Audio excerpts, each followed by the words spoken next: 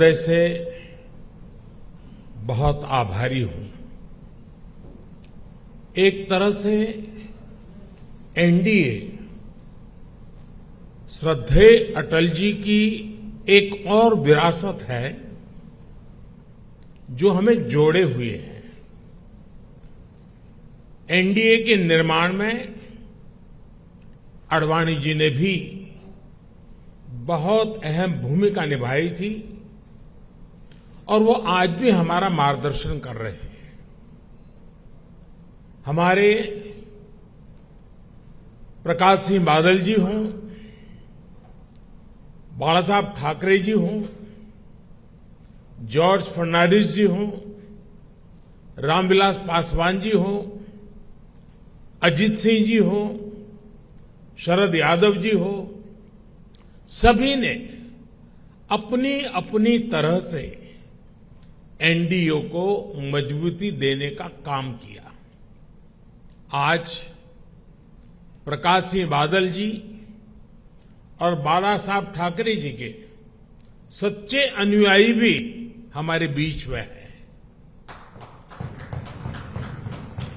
हाल में ही एनडीए के गठन के 25 साल पूरे हुए हैं। ये 25 वर्ष देश की प्रगति को गति देने और क्षेत्रीय आकांक्षाओं को पूरा करने के रहे हैं।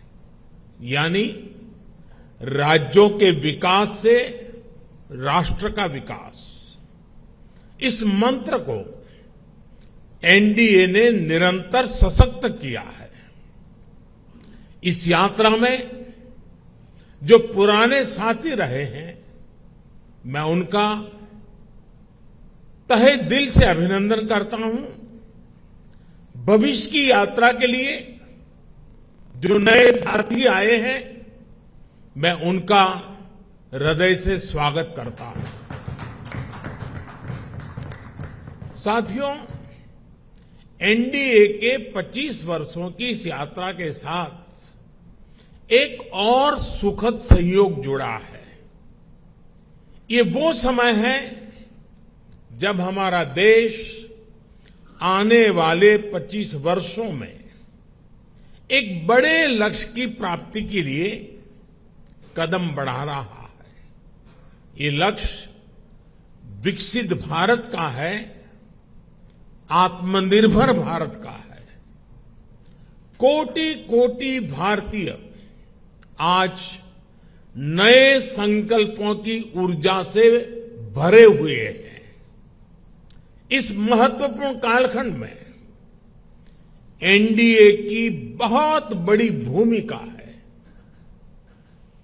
एक तरह से ये नई ऊर्जा से भरी हुई त्रिशक्ति है। एन से न्यू इंडिया के लिए, डी से डेवलप्ड नेशन के लिए, ए से aspiration of people and region के लिए आज देश का गरीब, देश का मध्यम वर्ग, देश के युवा, महिलाएं, दलित, पीड़ित, शोषित, वंचित, आदिवासी, सभी का विश्वास एनडीए पर है। हमारे जो समाजशास्त्री हैं, राजनीति शास्त्री हैं और अर्थशास्त्री हैं, वो भी भारत के विकास के लिए एनडीए को एक पॉजिटिव फोर्स के रूप में देख रहे हैं। हमारा संकल्प पॉजिटिव है, एजेंडा पॉजिटिव है, भावना पॉजिटिव है और हमारा रास्ता भी पॉजिटिव है। मैं अक्सर कहा करता हूं कि सरकारें बहुमत से बनती हैं, लेकिन देश सबके प्रयास से चलता है। इसलिए आज जब हम विकसित भारत के निर्माण में जुटे हैं, तब एनडीए सबका प्रयास की इस भावना का प्रतिनिधित्व कर रहा है। साथियों, हमारे देश में राजनीतिक गठबंधनों की एक लंबी परंपरा रही है, लेकिन जो भी गठबंधन नेगेटिविटी के साथ बने वे कभी भी सफल नहीं हो पाए। कांग्रेस ने 90 के दशक में देश में अस्थिरता लाने के लिए गठबंधनों का इस्तेमाल किया। कांग्रेस ने सरकारें बनाई, सरकारें बिगाड़ी। इसी दौर में 1998 में एनडीए का गठन हुआ था। लेकिन एनडीए क्यों बना? क्या तब सिर्फ सरकार बनाना या सत्ता हासिल करना ही एनडीए का लक्ष्य था? आप भी जानते हैं ऐसा नहीं था। एनडीए किसी के विरोध में नहीं बना था। एनडीए किसी को सत्ता से हटाने के लिए नहीं बना था, बल्कि एनडीए का गठन देश में स्थिरता लाने के लिए हुआ था। और जब देश में स्थिर सरकार होती है तो देश वो फैसले करता है जो कालजयी होते हैं, देश की दिशा बदलने वाले होते हैं। ये हमने अटल जी के कार्यकाल के दौरान भी देखा और ये पिछले 9 वर्षों में भी हम बार बार देख रहे हैं। भारत में स्थिर और मजबूत सरकार होने से आज पूरे विश्व का भारत पर भरोसा बढ़ा है। साथियों, एनडीए की एक और विशेषता रही है। जब हम विपक्ष में थे तब भी हमने हमेशा सकारात्मक राजनीति की। हमने कभी नकारात्मक राजनीति का रास्ता नहीं चुना। हमने लोकतंत्र को मजबूत करने के लिए अपना हर दायित्व निभाया। हमने विपक्ष में रहकर सरकारों का विरोध किया, उनके घोटालों को सामने लाए, लेकिन कभी जनादेश का अपमान नहीं किया। हमने सरकारों का विरोध करने के लिए कभी भी विदेशी मदद नहीं मांगी। हम विपक्ष में रहे, लेकिन हमने देश के विकास में न रोड़े अटकाए और ना ही रुकावट बने। आजकल हम देखते हैं कि केंद्र सरकार की योजनाओं को विपक्ष की कई राज्य सरकारें अपने यहां लागू नहीं होने देती। अगर ये योजनाएं लागू होती भी हैं तो उन्हें रफ्तार नहीं पकड़ने दी जाती। ये लोग सोचते हैं कि अगर उनके राज्यों में गरीबों को केंद्र की योजना का लाभ मिल गया तो कैसे काम चलेगा, उनकी राजनीति कैसे चलेगी।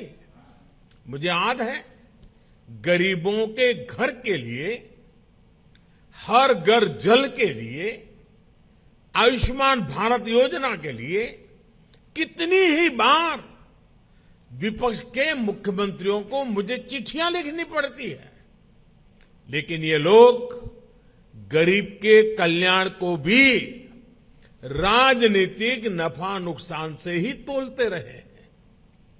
साथियों, जब गठबंधन सत्ता की मजबूरी का हो, जब गठबंधन भ्रष्टाचार की नीयत से हो, जब गठबंधन परिवारवाद की नीति पर आधारित हो, जब गठबंधन जातिवाद और क्षेत्रवाद को ध्यान में रखकर किया गया हो, तो वो गठबंधन देश का बहुत नुकसान करता है। 2014 से पहले की गठबंधन सरकार का उदाहरण हमारे सामने है। तमाम उठापटक के बीच वो गठबंधन सरकार किसी तरह अपने 10 साल खींच पाई। लेकिन देश को क्या मिला? प्राइम मिनिस्टर के ऊपर भी एक आला कमान, पॉलिसी पैरालिसिस, निर्णय लेने में अक्षमता, भांति भांति के पावर सेंटर्स, अव्यवस्था और अविश्वास, खींचतान और करप्शन, लाखों करोड़ों के घोटाले। आपको याद होगा, जब भी पिछली सरकार के कुशासन पर सवाल उठते थे तो गठबंधन की मजबूरियां गिनाई जाती थी। बहाना एक ही, गठबंधन के कारण। क्रेडिट लेने के लिए तो हर कोई आगे आता था, लेकिन जैसे ही कुछ गड़बड़ होती थी तुरंत अपने सहयोगियों पर दोष मढ़ दिया जाता था। हम सौभाग्यशाली हैं कि एनडीए की स्थिति इससे बिल्कुल विपरीत है, अलग है। हमारे लिए गठबंधन मजबूरी का नहीं बल्कि मजबूती का माध्यम है। एनडीए कोएलिशन कंपल्सन्स का नहीं बल्कि कोएलिशन कॉन्ट्रीब्यूशंस का प्रतीक है। क्रेडिट भी सबका है, दायित्व भी सबका है। एनडीए में कोई भी राजनीतिक दल बड़ा और कोई भी राजनीतिक दल छोटा नहीं है। हम सभी एक लक्ष्य के लिए आगे बढ़ रहे हैं। आपने देखा है 2014 हो या फिर 2019, भाजपा को बहुमत से अधिक सीटें मिली, लेकिन सरकार एनडीए की ही रही, एनडीए की भागीदारी बनी रही। साथियों, एनडीए के गठन से लेकर ही हमारा संकल्प समाज के अंतिम व्यक्ति तक पहुंचने का रहा है। जो वंचित है, जो शोषित है, उसको सशक्त करना हमारी प्राथमिकता है। आज देश की जनता देख रही है कि एनडीए में कौन कौन से दल हैं। एनडीए में जितने भी दल हैं, वे समाज के ऐसे वर्गों के बीच काम करते हैं जो वंचित रहे हैं, शोषित रहे हैं। हमारे समूह में गांव, किसान, दलित, पिछड़े, आदिवासियों के बीच काम करने वाले ये सारे नेता यहां हैं। एनडीए में जो दल हैं वो ऐसे क्षेत्रों में काम करते हैं जिनकी पहले दिल्ली में सुनवाई तक नहीं होती थी। एनडीए एक प्रकार से क्षेत्रीय आकांक्षाओं का बहुत ही खूबसूरत इंद्रधनुष है। एनडीए देश के लिए, देश के लोगों के लिए समर्पित है। एनडीए की विचारधारा है nation first, security of nation first. NDA की विचारधारा है प्रोग्रेस फर्स्ट।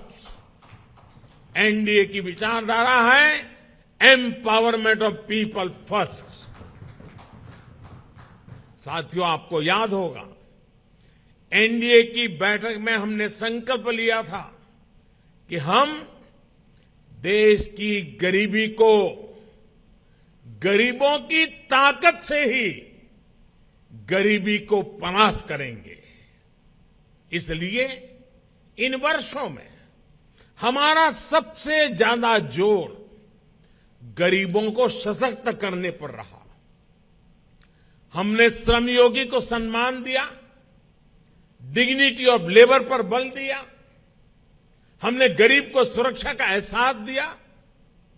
हमने गरीब को यह विश्वास दिया कि आपके हर प्रयास के पीछे एनडीए सरकार एक भरोसेमंद साथी की तरह आपके साथ खड़ी है।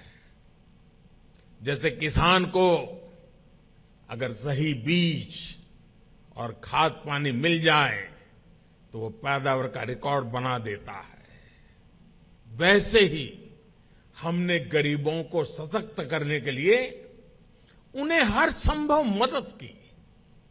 इसका परिणाम क्या आया? अभी नीति आयोग की सबसे ताजा स्टडी आई है, आप में से कुछ मित्रों ने उसका उल्लेख भी किया। इस स्टडी के मुताबिक 2015-16 के बाद के 5 वर्षों में ही 13.5 करोड़ लोग गरीबी रेखा से बाहर आ गए हैं। इसके पूर्व वर्ल्ड बैंक की रिपोर्ट के समय सामने आया कि कैसे बहुत कम समय में ही 40-42 करोड़ लोगों ने गरीबी को परास्त किया है। आईएमएफ के मुताबिक एक्सट्रीम पॉवर्टी यानी अति गरीबी भी भारत में खत्म होने की कगार पर है। ये आईएमएफ का रिपोर्ट कह रही है। साथियों, यहां एनडीए के आप सभी साथी तो जमीन से जुड़े लोग हैं। आप देखिए, जब किसी गरीब को पक्का घर मिलता है तो ये सिर्फ एक छत की जरूरत पूरा नहीं करता, बल्कि ये उस परिवार को सुरक्षा कवच देता है, उसके सपनों को पंख देता है। जब गरीबों को बैंक लोन देने के लिए सरकार अपनी तरफ से गारंटी देती है, तब उनको एक साथी मिलता है, एक सहारा मिलता है। और ऐसे में प्रगति के लिए, तरक्की के लिए उनके प्रयास दोगुने हो जाते हैं। जब गरीब को हम मुफ्त इलाज का भरोसा देते हैं तो उससे एक परिवार ही नहीं बल्कि उसके आने वाली पीढ़ियों का भविष्य भी सुरक्षित हो जाता है। आप सभी जानते हैं कि पहले जब गरीब परिवार में बीमारी आती थी तो उसके पास 2 ही विकल्प होते थे, या तो अपनी आंखों के सामने अपनों को जीवन के लिए संघर्ष करते देखें, या फिर मकान, दुकान, खेत, खलिहान जो भी थोड़ा बहुत पास में हो उसे बेचें या गिरवी रखें। पीढ़ी दर पीढ़ी गरीब को गरीब रखने के इस कुचक्र को भी एनडीए सरकार की अनेक योजनाओं ने तोड़ दिया है। गांधी जी से लेकर बाबा साहब आंबेडकर और लोहिया जी तक सभी ने जिस सोशल जस्टिस की, सामाजिक न्याय की अवधारणा की थी, और मैं समझता हूं हम जो कर रहे हैं वो यही सच्चा सोशल जस्टिस है, सामाजिक न्याय। एनडीए सरकार ने वोट बैंक की राजनीति को विकासवाद की राजनीति में बदला है। ये एनडीए शासन ही है जिसमें छोटे किसानों, रेहड़ी पटरी, फुटपाथ वालों को पहली बार मदद मिल रही है। हमारे विश्वकर्मा साथियों को भी पहली बार ये विश्वास मिला है कि उनके लिए भी कोई सरकारी योजना बन सकती है। साथियों, गरीबी से भारत की इस लड़ाई का एक और पक्ष है। आप सब ये भी जानते हैं कि पहले हमारी माताओं बहनों के नाम पर प्रॉपर्टी खरीदने का चलन कम ही था। वे एक प्रकार से घर के, समाज के आर्थिक फैसलों से कटी हुई थी। देश की आधी आबादी और परिवार को चलाने वाली ताकत का जब ये हाल हो तो गरीबी से पार पाना आसान कैसे हो सकता था। अब जब बहनों के नाम बैंक अकाउंट खुले, उनके नाम पर घरों की रजिस्ट्री हुई, उनके नाम पर ऋण मिलने लगे, तो एक नया सामर्थ्य समाज में पैदा हुआ। मुद्रा योजना की सबसे बड़ी लाभार्थी हमारी बहनें हैं। स्टार्टअप इंडिया की सबसे बड़ी लाभार्थी हमारी बेटियां हैं। जो देश में 9 करोड़ स्वयं सहायता समूह बने हैं, उनकी सबसे बड़ी लाभार्थी गांव में रहने वाली दलित, पिछड़े, आदिवासी समाज की बहनें हैं। मैं पिछले दिनों मध्य प्रदेश गया था, एक आदिवासी गांव में गया था। वहां ये स्वयं सहायता समूह की आदिवासी बहनों से मिलना हुआ। जितने समूह थे, उन्होंने कहा अब तो हमारी पहचान है, हम लखपति दीदी हैं। हमारा कारोबार इतना है कि आज हम लखपति बन गए हैं। ये बहुत बड़ा परिवर्तन है साथियों, एनडीए सरकार ने महिलाओं के कल्याण को, उनकी तकलीफ कम करने को सर्वोच्च प्राथमिकता दी है। जब घर में टॉयलेट बना तो बहनों को सम्मान और सुरक्षा दोनों मिला। जब नल से जल आया, गैस का सिलेंडर आया, तो उनकी परेशानी कम हुई, उनके समय की बचत हुई। इस समय को वो अपने परिवार की आय बढ़ाने में उपयोग कर रही है। ये सिर्फ गरीबी से बाहर निकलने का प्रयास नहीं है, बल्कि वुमेन लेड डेवलपमेंट का रास्ता है, जिसे एनडीए सशक्त कर रहा है। आज डिफेंस से लेकर माइनिंग तक हर सेक्टर को बेटियों के लिए खोल दिया गया है। देश को पहली आदिवासी महिला राष्ट्रपति देने का सौभाग्य एनडीए को मिला है। साथियों, 9 साल में हमने केवल एक लक्ष्य के साथ काम किया है कि हम देशवासियों का, खासकर गरीब और वंचित का जीवन बेहतर बना सके। मैं चाहूंगा कि जो लोग एकेडमिक्स से जुड़े हैं, गवर्नेंस स्टडीज से जुड़े हैं, वो इस दिशा में रिसर्च करें। किसी भी सरकार का फ्यूचर विजन क्या है, स्केल ऑफ वर्किंग क्या है, स्पीड ऑफ वर्किंग क्या है, उसकी वर्क स्पिरिट क्या है, इसका मूल्यांकन किया जाए। इन सभी पैरामीटर्स पर एनडीए सरकार का काम न केवल असाधारण साबित होगा, बल्कि एक मॉडल के तौर पर उभरेगा। हम केवल आज की जरूरतों के लिए काम नहीं कर रहे हैं, हम आने वाली पीढ़ियों के भविष्य को भी सुरक्षित बना रहे हैं। मैं आपको एक उदाहरण देता हूं। हमारे लिए बहुत आसान था कि आजादी के 75 साल पूरे होने पर हम भी कोई स्मारक बना देते, दिल्ली में कोई ऐसी इमारत अपने नाम पर खड़ी कर देते थे, या कोई मूर्ति लगवा देते। लेकिन हम देश के कोने कोने में 1 लाख अमृत सरोवर बना रहे हैं। हमारा स्केल, हमारा स्पीड, हमारी स्पिरिट, और इसकी वजह से हमारे काम का स्कोप ये अभूतपूर्व है। हम विकास भी कर रहे हैं और विरासत को भी सहेज रहे हैं। हम मेक इन इंडिया पर भी बल दे रहे हैं और पर्यावरण की रक्षा भी कर रहे हैं।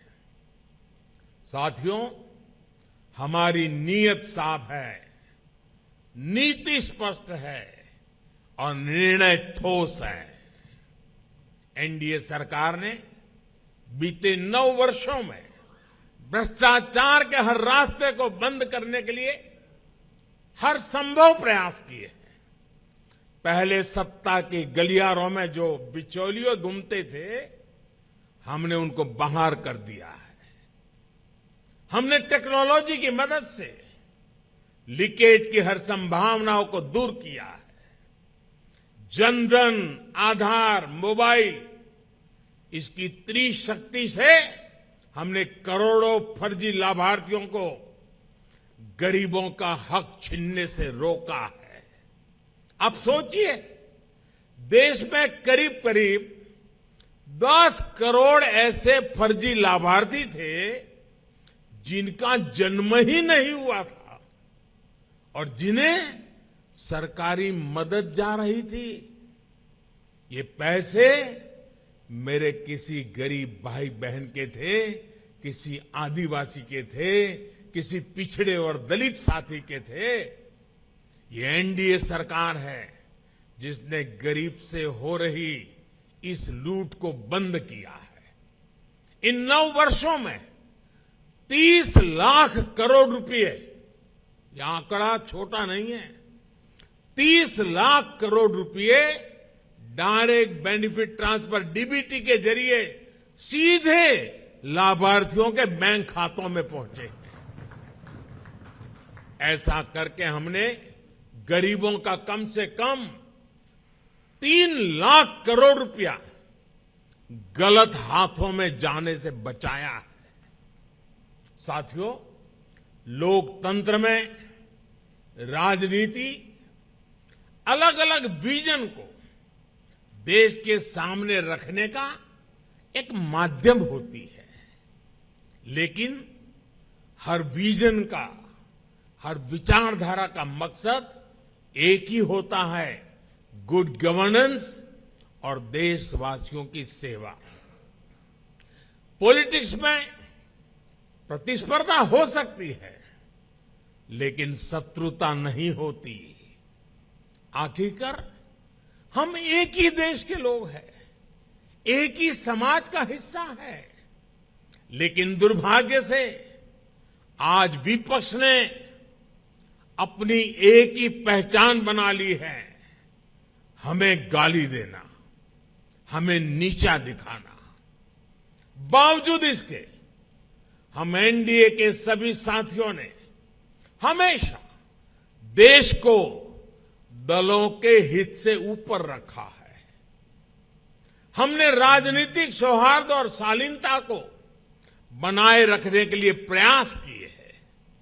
ये एनडीए सरकार ही है जिसने प्रणब दा को भारत रत्न दिया, जो जीवन भर कांग्रेस में रहे थे, लेकिन हमें उन्हें ये सम्मान देने में संकोच नहीं किया। ये एनडीए सरकार ही है जिसने मुलायम सिंह यादव, शरद पवार, गुलाम नबी आजाद, तरुण गोगोई, एमसी जमीर, मुजफ्फर बेग, ऐसे अनेक नेताओं को जो राजनीतिक दृष्टि से हमारे साथ नहीं है, हमारे खिलाफ है, हमने पद्म सम्मान दिया है उन लोगों को। ये नेता भी कभी बीजेपी या एनडीए में नहीं थे, लेकिन हमने देश सेवा में उनके लंबे योगदान को स्वीकार किया, उसे सराहा, उन्हें सम्मानित किया। लोकतंत्र की ये मूल भावना एनडीए की कार्यशैली में आपको हर जगह दिखेगी। इस समय भारत G20 समिट को होस्ट कर रहा है।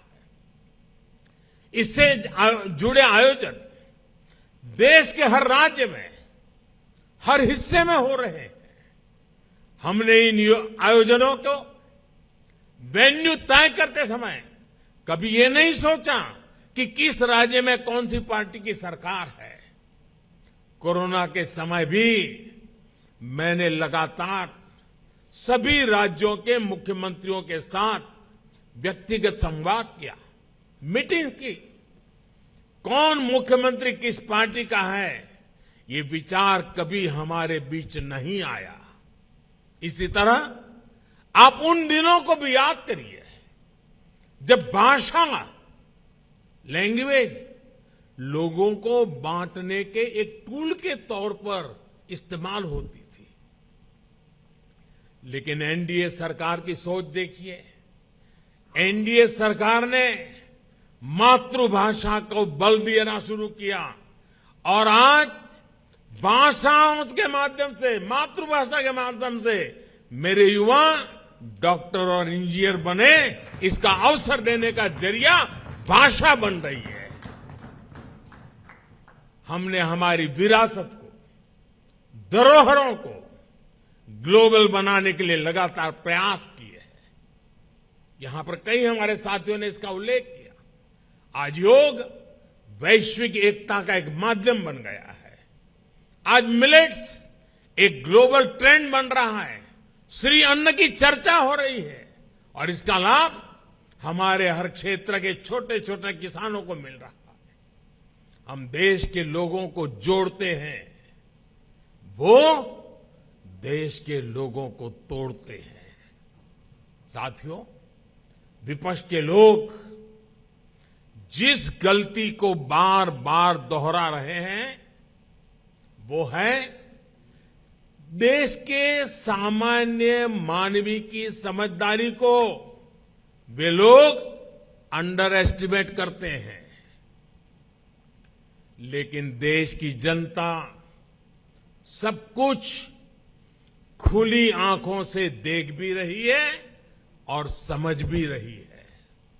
जनता देख रही है कि ये पार्टियों क्यों इकट्ठा हो रही है। जनता ये भी जान रही है कि वो कौन सा ग्लू है, गोंद है जो इन लोगों को, इन पार्टियों को जोड़ रहा है। किस तरह छोटे छोटे स्वार्थ के लिए मूल्यों और सिद्धांतों से समझौता किया जा रहा है।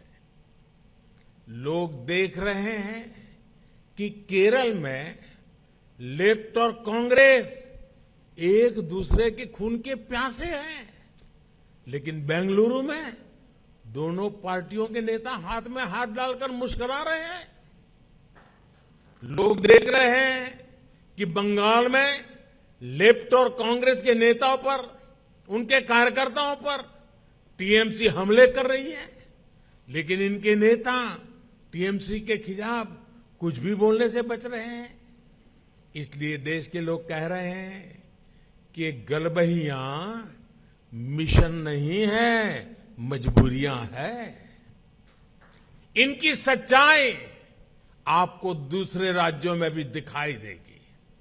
नेशनल कॉन्फ्रेंस के नेता और पीडीपी के नेता एक दूसरे को कैसी कैसी गालियां देते हैं। आरजेडी और जेडीयू के लोग कैसे कैसे शब्दों से एक दूसरे को नवाजते थे। देश की जनता ने यह सब करीब से देखा है और देख रही है। इसलिए इनकी नुरा कुश्ती हो या मजबूरी की दोस्ती, इसकी हकीकत 140 करोड़ देशवासियों के सामने आ चुकी है। साथियों, अपने राजनीतिक स्वार्थ के लिए ये लोग पास पास तो आ सकते हैं, लेकिन साथ नहीं आ सकते। इन्हें अपने कार्यकर्ताओं की भी परवाह नहीं है। ये अपने कार्यकर्ताओं से उम्मीद करते हैं कि जीवन भर जिसका विरोध किया उसका अचानक सत्कार करने लगे। अब ऐसे में इन दलों का कार्यकर्ता खुद भ्रमित है कि करे तो क्या करे। मैं तो आज ये भी कहूंगा कि जो लोग आज मोदी को कोसने के लिए इतना समय लगा रहे हैं, अच्छा होता वो देश के लिए सोचने में, गरीब के लिए सोचने में अपना समय लगाते। हम उनके लिए सिर्फ प्रार्थना ही कर सकते हैं। साथियों, 24 का चुनाव बहुत दूर नहीं है। देश के लोग मन बना चुके हैं कि तीसरी बार फिर एनडीए को ही अवसर देना है।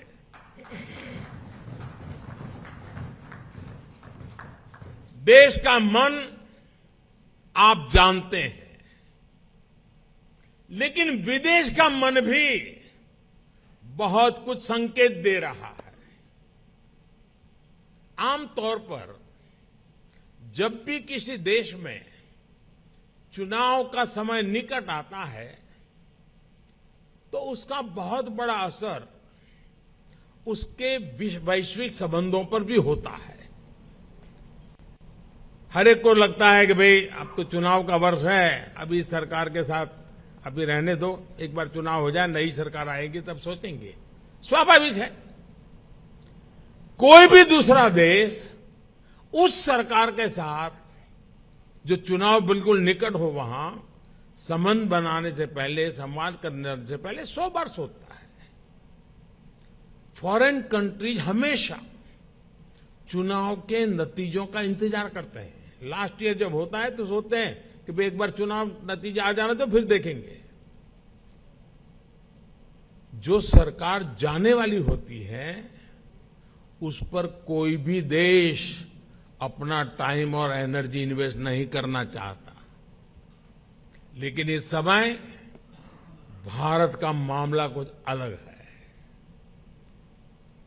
सबको पता है कि हमारे यहां कुछ महीनों में चुनाव होने वाले हैं, फिर भी अनेकों महत्वपूर्ण देश, चाहे अमेरिका हो, फ्रांस हो, ऑस्ट्रेलिया हो, जापान हो, यूएई हो, यूके हो, सब एनडीए सरकार के प्रतिनिधियों को इनवाइट कर रहे हैं। तमाम देश भारत को मान और सम्मान दे रहे हैं। कितने ही देश भारत के साथ बड़े बड़े और वो भी दूरगामी समझौते कर रहे हैं। ऐसा इसलिए क्योंकि वो भी जानते हैं कि भारत के लोगों का भरोसा एनडीए पर है। यानी भारत में जनमत किसके साथ है, ये दुनिया के देशों को भी पता है। साथियों, एनडीए का विस्तार सिर्फ संख्या या भौगोलिक विस्तार का नहीं है। ये भारत एनडीए का जो विस्तार है, ये हमारे प्रति विश्वास का दायरा भी बढ़ा रहा है। जनता एनडीए की हिस्ट्री और केमिस्ट्री दोनों को देख रही है। तभी तो हमारा गणित भी बड़ी आसानी से जुड़ता है।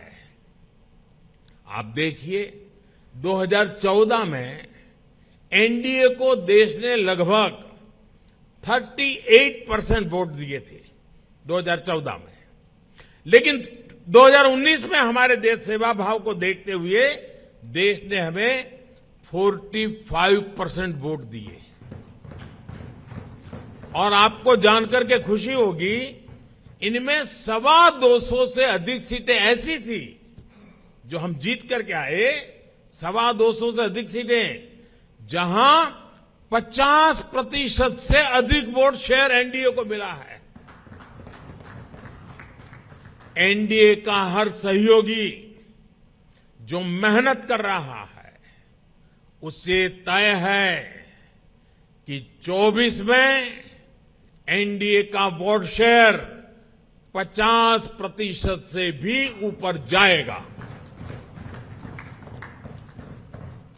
आपकी मेहनत रंग लाने वाली है, मैं विश्वास से कहता हूं। आपकी मेहनत बेकार नहीं जाएगी। देश की जनता को आपके सबके नेतृत्व पर भरोसा है। पूरे देश में हमारे अनेक साथी एक बड़ी ताकत बनकर उभरेंगे। हम हर भूभाग, हर वर्ग, हर समाज को विकसित भारत के मिशन से जोड़ेंगे। साथियों, हमें विकास के मुद्दे पर ही जनता के पास जाना है। हमारा एक ही लक्ष्य है, विकास, भारत का विकास। भारत के कोटि कोटि लोगों की आशा आकांक्षा ही हमारा एजेंडा है।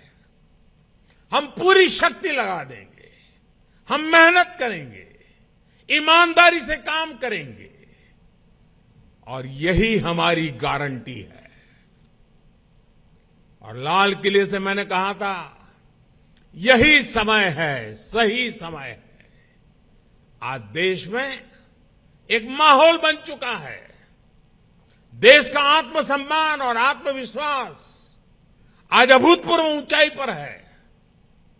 जैसे कोई इमारत बनाने से पहले नींव का निर्माण होता है, वैसे ही पिछले 9 वर्षों में नए भारत की एक मजबूत नींव का निर्माण हो चुका है। इस मजबूत नींव पर हम सभी को नए भारत का, आत्मनिर्भर भारत का, विकसित भारत का निर्माण करके ही रहना है।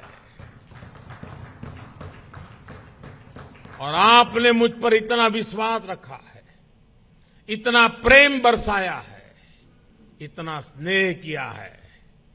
मैं आपको विश्वास दिलाता हूं और आपके माध्यम से मैं देशवासियों को विश्वास दिलाता हूं कि मैं अपने परिश्रम में, अपने प्रयासों में कहीं कोई कमी नहीं रहने दूंगा। मुझसे गलती हो सकती है, लेकिन बदनीयत से मैं दूर रहूंगा। बदनीयत से कोई काम नहीं करूंगा। और साथियों, मेरा जीवन आप देखते हैं, देश देख रहा है। मेरे शरीर का हर कण, मेरे समय का हर क्षण देश को ही समर्पित है।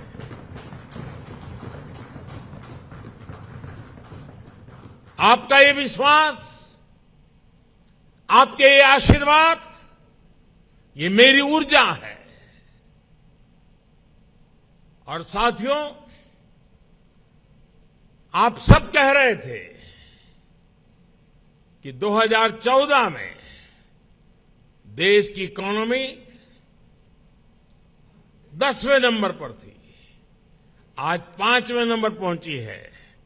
और मैं आपको विश्वास दिलाता हूं, एनडीए के तीसरे टर्म में इस देश की इकोनॉमी दुनिया में तीसरे नंबर पर होके रहेगी।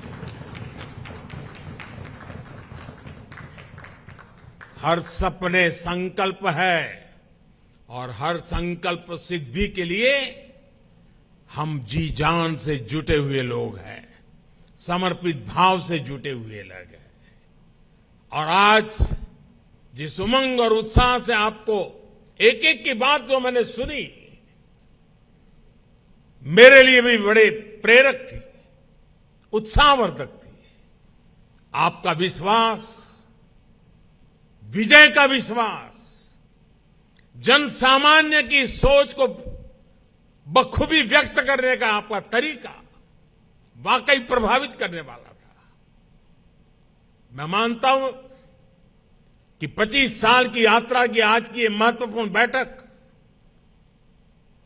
25 साल बाद देश जब 100 साल की आजादी मनाएगा, हमारे सामने भी 25 साल का नक्शा है। दोस्तों, देश जब अमृत महोत्सव मना रहा है तो हमें सेवा करने का मौका मिला है। और आप लिख के रखिए, यही लोग हैं, यही लोग हैं। जब देश 100 साल की आजादी का पर्व मनाएगा, आप ही के परिश्रम से, आप ही के पुरुषार्थ से, आप ही के नेतृत्व से ये संभव होने वाला है, ये मैं साफ देख रहा हूं। दोस्तों, इस विश्वास के साथ मैं फिर एक बार आप सभी का इस बैठक में आने के लिए, एनडीए को सशक्त करने के लिए मैं हृदय से बहुत आभार व्यक्त करता हूं। जो सुझाव आए हैं, उन सुझाव को नड्डा जी और उनकी टीम जरूर उसको पूरा करेगी। साथियों, पिछले 9 साल में मेरी व्यस्तता के कारण शायद कभी आप में से किसी ने संपर्क करने का प्रयास किया हो और मैं न कर पाया हूं। हो सकता है इस 9 साल में मेरे प्रवास के दरमियान शायद एसपीजी सिक्योरिटी का कारण आपको उचित स्थान न मिला हो सकता है किसी इनविटेशन कार्ड में आपका नाम रह गया हो। 9 साल में ऐसा बहुत कुछ हो सकता है, लेकिन आपने कभी भी शिकायत नहीं की, आपने कभी भी मन में बुरा नहीं माना। गलतियां हुई होगी, कभी कभी तो मेरे ध्यान में भी आई है कि कार्यक्रम के बाद पता चलता, अरे वो तो वहां खड़े थे, उनको तो यहां होना चाहिए था। लेकिन उसके बावजूद भी आपका प्रेम कभी कम नहीं हुआ। साथियों, ये विश्वास मेरी बहुत बड़ी ताकत है, मेरी बहुत बड़ी पूंजी है, और आप ही के भरोसे, आप ही के साथ चलने का मुझे एक बहुत अनुभव भी मिलता है, आनंद भी मिलता है। मैं फिर एक बार आप सभी साथियों का हृदय से आभार व्यक्त करता हूं, और मैं विश्वास दिलाता हूं कि हम देश की आशा आकांक्षाओं को पूरा करने में एक टीम बन करके, एकता के साथ, एकजुटता के साथ, आत्मविश्वास के साथ, संकल्प के साथ चल पड़ेंगे, विजयी होके रहेंगे। जनता के आशीर्वाद पूर्व बाहर मिलते रहेंगे। अपने कर्तृत्व के कारण, समर्पण के कारण, ध्येय निष्ठा के कारण, जनता के प्रति हमारे लगाव के कारण ये सब संभव होने वाला है। जनता जनार्दन है, जनार्दन में मेरा विश्वास है, उस विश्वास से परिणाम निश्चित है। फिर एक बार आप सबका बहुत बहुत धन्यवाद। नमस्कार। एबीपी माझा, उघडा डोळे बघा नीट।